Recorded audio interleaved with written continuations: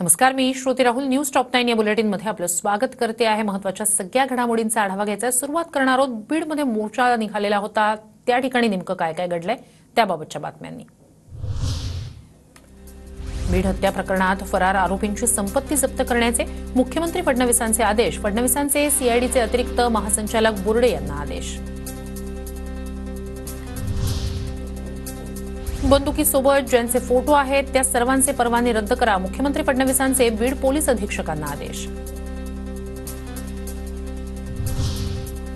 संतोष देशमुख हत्या प्रकरणी बीडमध्ये आक्रोश मोर्चा. सर्वपक्षीय नेत्यांसह मोठ्या संख्येनं लोक रस्त्यावर. बीड जिल्हाधिकारी कार्यालयावर धडकला मोर्चा.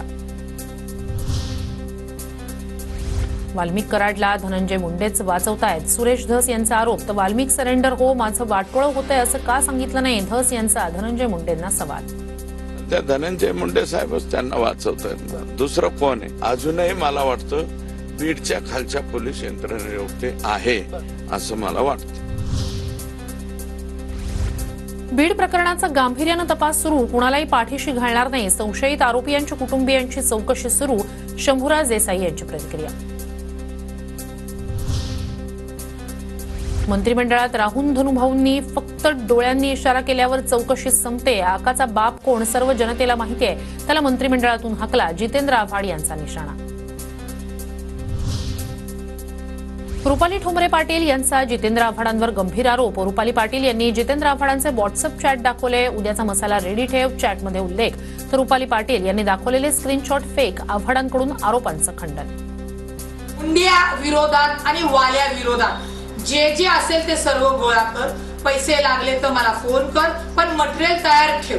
मटेरियल तयार ठेव. त्यांच्या विरोधकांनी रचलेलं हे आपल्या समोर त्याचा पुरावा मी समोर ठेवलेला आहे. सर्वपक्षीय आमदारांनी मुख्यमंत्र्यांकडे जावं. मुख्यमंत्र्यांनी सापांना पोसू नये, साडेसाती घालवावी. मनोज जरांगेंचं आवाहन. हात जोडून सांगतो तुम्हाला सगळ्यांना, मुख्यमंत्र्याकडे जा, त्यांना सांगा हे उचलून टाका. कोण कोण येत ना हे धरा. हे सापडणं काय मोठी गोष्ट नाही.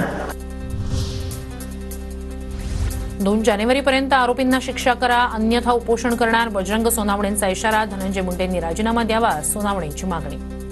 आदरणीय संतोष देशमुख यांच्या मारेकऱ्याला फाशी झाली पाहिजे आणि याच्यासाठी तुम्हाला आम्हाला एक व्हायचंय आणि एक होऊन लढा द्यायचा.